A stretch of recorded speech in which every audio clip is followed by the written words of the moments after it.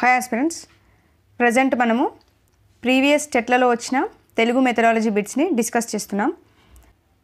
Already నేను 2 videos అనేది upload చేశాను. ఎవరైనా చూడని వారు ఉంటే డెఫినెట్గా చూడండి. ఆ లింక్స్ కూడా నేను డిస్క్రిప్షన్లో ఇస్తాను. ఈ ప్రీవియస్ పేపర్స్ చూస్తే మనకి బిట్స్ అనేది ఏ విధంగా ఫ్రేమ్ అవుతుంది అనేది మంచి క్లారిటీ వస్తుంది. సో డెఫినెట్గా వీడియోని మాత్రం యూజ్ చేసుకోండి. ఇంకా ఎవరైనా ఛానల్ని ఫాలో అవ్వకుండా వీడియో చూస్తుంటే డెఫినెట్గా ఛానల్ని ఫాలో చేయండి అండ్ ప్రతి ఒక్కరు కూడా లైక్ చేయండి. ఇక క్వశ్చన్లోకి వెళ్తే చూడండి, ఫస్ట్ క్వశ్చన్. మానవుడు శైశవావస్థ నుంచి తన హావభావాలు, హాస్య క్రోధానురాగాదులు, ఆలోచనలు, ఆచరణలను ఏ భాషాముఖంగా వ్యక్తం చేస్తున్నాడో ఆ భాషే అతని మాతృభాషగా చెప్పవచ్చు అని అన్నవారు ఎవరు? ఓకే, ఇవి డైరెక్ట్ బిట్స్, కంపల్సరిగా నేమ్స్ అనేవి చూసుకోవాల్సిందే. ఈ మాట అన్నవారు ఎవరు అంటే గొడవర్తి సూర్యనారాయణ. ఓకే, ఆన్సర్ వచ్చేసి గొడవర్తి సూర్యనారాయణ. నెక్స్ట్ బిట్ చూడండి, భాషా కుటుంబం గురించి వచ్చింది. మధ్య ద్రావిడ భాషా కుటుంబానికి చెందిన భాషలు ఏవి? ఓకే, మనకి భాషా కుటుంబాలు వచ్చేసి 4 భాషా కుటుంబాలు ఉంటాయి. ఇండో యూరోపియన్ భాషా కుటుంబం అని, ద్రావిడ భాషా కుటుంబం అని, ఆస్ట్రిక్ భాషా కుటుంబం అని, సైనో టిబెటన్ భాషా కుటుంబం అని ఉంటుంది. అయితే ఈ క్వశ్చన్ వచ్చేసి మనకి మధ్య ద్రావిడ భాష గురించి వచ్చింది కదా. ఇది వచ్చేసి మనకి ద్రావిడ భాష ఉంటుంది కదా, ఈ ద్రావిడ భాషా కుటుంబంలో భాగంగా ఉంటాయి. ఈ ద్రావిడ భాషా కుటుంబంలో మనకి 3 భాషా కుటుంబాలు ఉంటాయండి. ఫస్ట్ వన్ ఏంటి అంటే దక్షిణ ద్రావిడ భాషా కుటుంబం, నెక్స్ట్ మధ్య ద్రావిడ భాషా కుటుంబం, నెక్స్ట్ ఉత్తర ద్రావిడ భాషా కుటుంబం. ఓకే, ఈ 3 భాషా కుటుంబాల్లోకి ఏ భాషలు వస్తాయి అనేది మనం చూసుకోవాలి. చూడండి, ఇక్కడ దక్షిణ ద్రావిడ భాషా కుటుంబంలో మనకి తమిళం, మలయాళం, కన్నడం, తులు, తొద, నెక్స్ట్ బడగ, ఇలాంటి భాషా కుటుంబాలన్నీ కూడా మనకి దక్షిణ ద్రావిడ భాషా కుటుంబంలోకి వస్తాయి. ఓకే, మధ్య ద్రావిడ భాషా కుటుంబంలో తెలుగు, గోండి, కొండ, కుయి, కొలామి, ఈ భాషలన్నీ కూడా మనకి మధ్య ద్రావిడ భాషా కుటుంబంలోకి వస్తాయి. ఓకే, ఉత్తర ద్రావిడ భాషా కుటుంబంలో మనకి 3 ఉంటాయి. ఒకటి కురుక్ అని, నెక్స్ట్ మాల్తో అని, బ్రహుయి. ఈ 3 భాషా కుటుంబాలు వచ్చేసి మనకి ఉత్తర ద్రావిడ భాషా కుటుంబం. ఓకే, ఇప్పుడు అడిగింది ఏంటి? మధ్య ద్రావిడ భాషా కుటుంబం. ఏమేమి వస్తాయి మధ్య ద్రావిడ భాషా కుటుంబంలోకి? తెలుగు, గోండి, కొండ, కుయి, పెంగో, మండ, కొలామి అనేవి వస్తాయి. చూడండి ఎక్కడుంది? సెకండ్ ఆప్షన్ చూడండి, తెలుగు, గోండి, కొలామి. ఓకే, ఇవి వచ్చేసి మనకి మధ్య ద్రావిడ భాషా కుటుంబం. క్లియర్? నెక్స్ట్ ఆప్షన్ ఏంటి? తమిళ్, మలయాళం, కన్నడం. ఇది వచ్చేసి మనకి దక్షిణ ద్రావిడ కుటుంబంలోకి వస్తాయి. ఓకే, నెక్స్ట్ కురుక్కు, మాల్తో, బ్రహుయి ఉందిగా, ఇవి వచ్చేసి మనకి ఉత్తర ద్రావిడ భాషా కుటుంబంలోకి వస్తాయి. ఓకే, నెక్స్ట్ తెలుగు, తమిళ్, మాల్తో ఉంది కదా, ఇది వచ్చేసి ఒక్కొక్క భాష నుండి ఒక్కొక్కటి తీసుకొని ఫ్రేమ్ చేశాడు. సో ఇది మనకు ఆన్సర్ అవ్వదు. ఓకే, మధ్య ద్రావిడ భాషా కుటుంబం అయితే మనకి తెలుగు, గోండి, కొలామి అనేది ఆన్సర్. క్లియర్? కంపల్సరీ భాషా కుటుంబాలు చూసుకోండి. నెక్స్ట్ బిట్, చిన్నది ఇదిగో చిటికన వేలు, ఉన్నది పక్కన ఉంగరపు వేలు అనే గేయం భాషా నైపుణ్యాభివృద్ధి మార్గాల్లో ఈ కోవకు చెందుతుంది అని అడిగాను. ఓకే, ఇక్కడ ఇచ్చింది ఈ గేయాన్ని క్లారిటీగా అర్థం చేసుకోండి.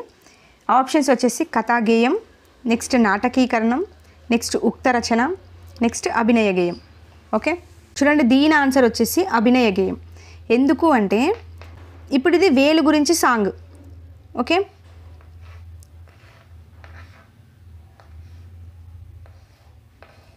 సో ఈ వేలు గురించి సాంగ్ పాడాలి. అభినయ గేయం అంటే ఏంది? ఒక గేయం ఉంది, ఆ గేయానికి అభినయాన్ని జోడిస్తూ పాడడం అన్నట్టు. అవునా? ఉన్నది ఇదిగో చిటికెన వేలు అంటే చిటికెన వేలుని చూపిస్తే పాడొచ్చు. దాని పక్కన ఉన్నది ఉంగరపు వేలు అంటే ఉంగరపు వేలుని చూపిస్తే పాడొచ్చు.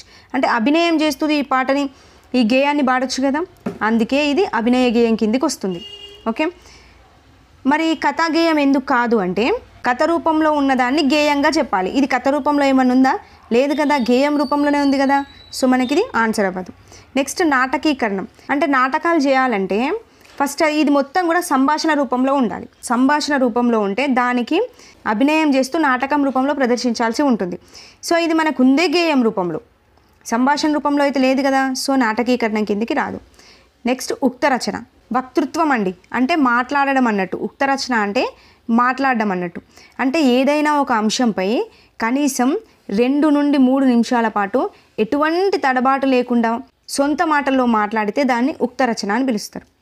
ఓకే, దీని గురించి ఏమైనా మాట్లాడేది ఉందా? లేదు కదా. జస్ట్ అక్కడ ఆల్రెడీ గేయం ఇచ్చిండు, దాన్ని ఏ విధంగా పాడతాం? అభినయం చేస్తూ పాడతాం. సో ఉక్తరచన కూడా మనకి కాదు. క్లియర్?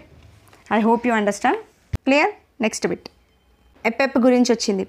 ఈ ఎప్ఎప్ అనేది మనకి పిఐఈలో టచ్ అవుతుంది. ఆంధ్రప్రదేశ్ ప్రాథమిక విద్యా పథకం ఎప్ఎప్ రూపొందించిన సూత్రాల్లో సరైనది ఏది? ఆప్షన్స్ వచ్చేసి ఫస్ట్ ఆప్షన్ వైయక్తిక పని, జట్టు పని, తరగతి మొత్తం పనిని ప్రోత్సహించడం. నెక్స్ట్ ఉపాధ్యాయులు పాఠ్యాంశానికి అనుగుణం కాని అభ్యసన కృత్యాలను తయారు చేయడం. నెక్స్ట్ వైయక్తిక భేదాలను దృష్టిలో పెట్టుకోకుండా కృత్యాలను తయారు చేయడం. నెక్స్ట్ స్థానిక పరిసరాలలో దొరకని విలువైన వస్తు సముదాయాన్ని ఉపయోగించడం. ఓకే, దీనికి ఆన్సర్ వచ్చేసి ఫస్ట్ వన్ వైయక్తిక పని, జట్టు పని, తరగతి మొత్తం పనిని ప్రోత్సహించడం అనేది ఎప్ఎప్ యొక్క సూత్రాల్లో ఉంటుంది. సో ఇది మనకి సరైనది. ఈ పథకం గురించి తెలియకున్నా కానీ మనం ఈ 3 ఆప్షన్స్ని కూడా ఎలిమినేట్ చేయొచ్చు. ఎలా అంటే చూడండి, ఫస్ట్ చూడండి, ఉపాధ్యాయులు పాఠ్యాంశానికి అనుగుణం కాని అని ఇచ్చాడు. ఓకే, అనుగుణం కాని అభ్యసన కృత్యాలను తయారు చేయడం. అనుగుణం కాని ఉపాధ్యాయులు పాఠ్యాంశానికి అనుగుణంగా కానీ అభ్యసన కృత్యాలను ఇక్కడ తయారు చేస్తారా? చేయరు కదా. అనుగుణమైనవే తయారు చేస్తారు. సో ఇది మనం ఇక్కడే ఎలిమినేట్ చేయొచ్చు. నెక్స్ట్ చూడండి, వైయక్తిక భేదాలను దృష్టిలో పెట్టుకోకుండా కృత్యాలను తయారు చేయడం. వైయక్తిక భేదాలను కంపల్సరీగా దృష్టిలో పెట్టుకునే మన కృత్యాలను తయారు చేయాలి కదా. సో ఇది మనకి ఆన్సర్ కాదు. ఇక్కడనే మనం చూసుకోవచ్చు. నెక్స్ట్ స్థానిక పరిసరాల్లో దొరకని విలువైన వస్తు సముదాయాన్ని ఉపయోగించడం. మనం యాక్టివిటీస్ చేసేటప్పుడు డెఫినెట్గా మన పరిసరాల్లో దొరికే వాటికి ఎక్కువ ప్రిఫరెన్స్ ఇస్తాం. కానీ ఇక్కడ ఏమన్నాడు? దొరకని అన్నాడు. సో ఇక్కడ మనం దీన్ని కూడా ఎలిమినేట్ చేయొచ్చుగా. చూసారా? అంటే మనకి తెలియకపోయినా కానీ ఇక్కడ ఆప్షన్స్ని క్లారిటీగా చదివితే మనం ఆన్సర్ ఈజీగా పెట్టొచ్చండి. క్లియర్? Next bit. నెక్స్ట్ ఈ బిట్ చూడండి, ప్రణాళికలపై పడింది. విద్యార్థుల పురోభివృద్ధికి సామాజిక సాంస్కృతిక పరిసరాలకు అనుగుణంగా ఒక సంవత్సరంలో నిర్వహించగల విద్యా కార్యక్రమాలన్నింటినీ పేర్కొంటూ సిద్ధం చేసిన ప్రణాళికలను ఇలా అంటారు. ఆప్షన్స్ వచ్చేసి వార్షిక ప్రణాళిక, పాఠ్య ప్రణాళిక, పీరియడ్ ప్రణాళిక, విషయ ప్రణాళిక. ఓకే, ఆన్సర్ చేయడానికి ట్రై చేయండి. ఇక్కడ క్వశ్చన్ చూడండి, ఇక్కడ హింట్ ఇచ్చాడు కదా, ఒక సంవత్సరంలో నిర్వహించగల విద్యా కార్యక్రమాలన్నింటినీ పేర్కొంటూ అంటే ఒక సంవత్సరం గురించి మాట్లాడాడు. అవునా? సో ఇప్పుడు ఇక్కడ వార్షిక ప్రణాళిక అంటే ఏంటి? ఒక సంవత్సర కాలంలో ఒక తరగతిలో విద్యార్థులు సాధించాల్సిన సామర్థ్యాలను, లక్ష్యాలను దృష్టిలో పెట్టుకొని రాసేదే మనకి వార్షిక ప్రణాళిక. అవునా? అంటే ఒక సంవత్సరంలో జరిగే కార్యక్రమాలన్నింటినీ రాసేది వార్షిక ప్రణాళిక.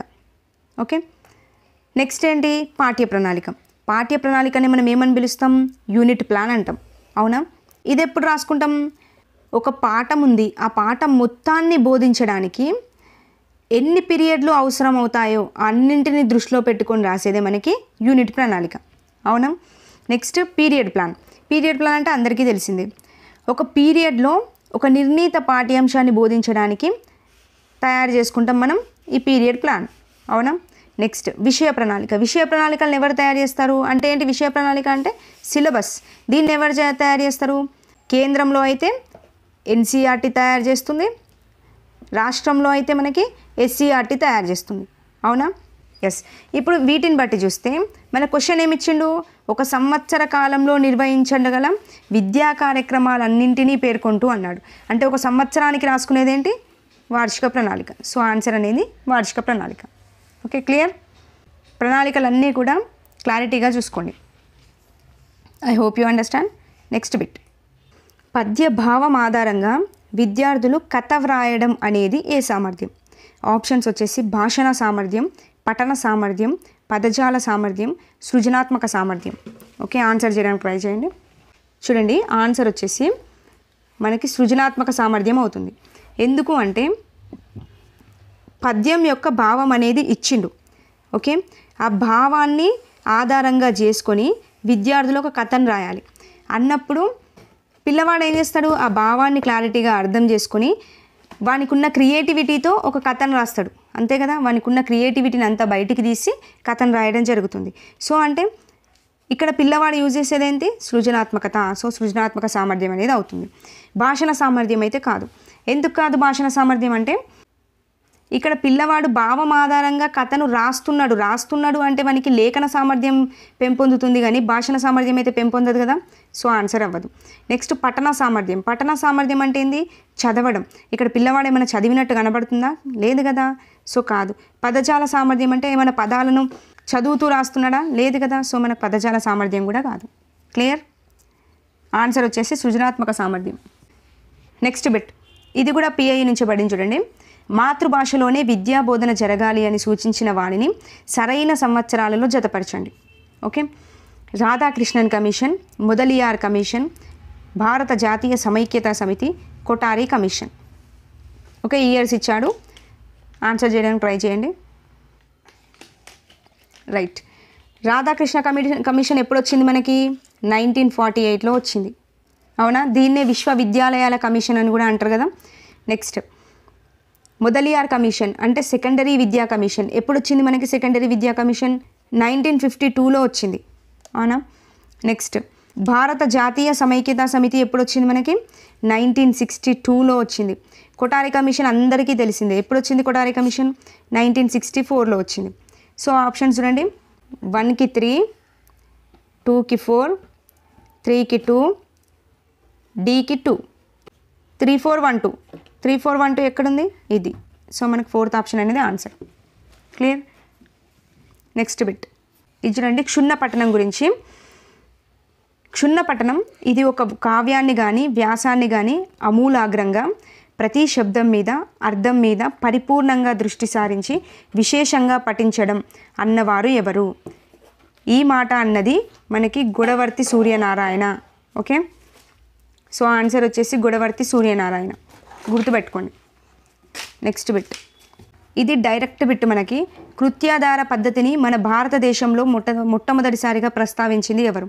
Gopalakrishna Gokhale committee, Kothari committee, Mudaliar commission, Radhakrishnan commission. చూడండి, కృత్యాధార పద్ధతిని మన భారతదేశంలో మొట్టమొదటిసారిగా ప్రవేశపెట్టింది 1964లో వచ్చిన కొఠారి కమిషన్. ఓకే, ఆన్సర్ వచ్చేసి కొఠారి కమిషన్, గుర్తుపెట్టుకోండి, చాలా important point. Next bit, next ఈ బిట్ చూడండి, బోధనోపకరణాల పైన. ఈ క్రింది సమూహాలలో కేవలం దృశ్య బోధనోపకరణాలను కలిగి ఉంది. దృశ్య అంటే ఏంది? కేవలం చూసేది మాత్రమే. ఫస్ట్ ఆప్షన్ చూడండి, స్లైడ్స్, పత్రికలు, రేడియో. ఓకే, రేడియో వచ్చేసి మనకి శ్రవ్యోపకరణం అవుతుంది. అవునా? పత్రికలు వచ్చేసి మనకి దృశ్యోపకరణం అవుతుంది. కేవలం మనకు అడిగింది దృశ్యోపకరణాలే కాబట్టి ఫస్ట్ ఆప్షన్ కాదు, ఎలిమినేట్ చేసేవచ్చు. నెక్స్ట్ ఆప్షన్ చూడండి, పత్రికలు అనేది మనకి ఏమవుతుంది? దృశ్యోపకరణం అవుతుంది. చార్టులు అనేది దృశ్యోపకరణం అవుతుంది. టెలివిజన్ అనేది దృశ్య శ్రవ్యోపకరణం అవుతుంది. అవునా? సో మనకి ఇది ఆప్షన్ అవ్వదు. నెక్స్ట్ సినిమా అనేది దృశ్య శ్రవ్యోపకరణం అవుతుంది. నల్లబల్ల దృశ్యోపకరణం అవుతుంది. తోలుబొమ్మలు త్రిపార్శ్వ ఉపకరణాలు అవుతాయి. సో మనకి ఇది ఆప్షన్ తీసేయచ్చు. నెక్స్ట్ చూడండి, నల్లబల్ల అనేది దృశ్యోపకరణం, ఛాయాచిత్రాలు దృశ్యోపకరణం, నమూనాలు కూడా దృశ్యోపకరణం. సో మనకు ఆన్సర్ వచ్చేసి 4th వన్ అనేది ఆన్సర్. Okay, clear? నెక్స్ట్ ఈ బిట్ చూడండి, బోధన అభ్యసన ప్రక్రియల ద్వారా విద్యార్థి ప్రవర్తనలో వచ్చిన ప్రవర్తన మార్పుల మొత్తాలను తెలిపేది. చెప్పండి ఏంటి? నికష, మూల్యాంకనం, గ్రేడింగ్, లఘు పరీక్ష. బోధనాభ్యసన ప్రక్రియల ద్వారా విద్యార్థి ప్రవర్తనలో వచ్చిన పరివర్తన లేదా ప్రవర్తన మార్పులనే మూల్యాంకనం అని పిలుస్తారు. ఇది డెఫినేషన్ అండి. ఓకే, నికష కాదు, గ్రేడింగ్ కాదు, లఘు పరీక్ష కాదు. ఈ డెఫినేషన్ ఇది కంపల్సరీ గుర్తుపెట్టుకోవాలి. ఓకే, నేను 2 వీడియోస్ చేశాను కదా, 2 వీడియోస్లో 2 క్వశ్చన్స్ ఇచ్చాను. ఆ క్వశ్చన్స్కి ఆన్సర్ చూడండి. పరస్పర చర్చ ద్వారా అభ్యసనానికి ఉపయోగపడే ఉపకరణం ఏది? ఏంటి? పరస్పర చర్చ ద్వారా. ఓకే, దీనికి ఆన్సర్ వచ్చేసి కంప్యూటర్. ఓకే, కంప్యూటర్ అనేది ఆన్సర్. నెక్స్ట్ బిట్ ఏమిచ్చా? క్లిప్ని విస్తరించండి. దీనికి ఆన్సర్ వచ్చేసి children's language improvement programme. Okay, first one అనేది ఆన్సర్ మనకి. నెక్స్ట్ ఈ బిట్కి ఆన్సర్ చేయడానికి ట్రై చేయండి. నిర్మాణాత్మక మూల్యాంకన సాధనాలలో లఘు పరీక్షకు కేటాయించిన శాతం ఎంత? 20%, 30%, 40%, 10%. ఓకే, ఈ క్వశ్చన్కి అందరూ ప్రతి ఒక్కరు కామెంట్ సెక్షన్లో కామెంట్ చేయండి. ఈరోజు ఒక 2 సెషన్స్ కంప్లీట్ చేసాం. సో ప్రతి బిట్కి కూడా క్వశ్చన్ చూడగానే ఫస్ట్ వీడియోని పాజ్ చేసి ఆన్సర్ చేయండి. అలా చేస్తే మీకు కూడా మీ దగ్గర సబ్జెక్ట్ కంటెంట్ ఎంత ఉంది అనేది క్లారిటీ వస్తుంది. ఇంకా ఏం నేర్చుకోవాలి అనేది కూడా క్లారిటీ వస్తుంది. ఓకే, వీడియో యూస్ఫుల్గా అనిపిస్తే మాత్రం డెఫినెట్గా ప్రతి ఒక్కరూ లైక్ చేయండి. ఇంకెవరైనా ఫాలో చేయని వారు ఉంటే డెఫినెట్గా మన ఛానల్ని ఫాలో చేయండి. నెక్స్ట్ వీడియోతో మళ్ళీ కలుద్దాం. థ్యాంక్ యూ అండి. Thank you for watching.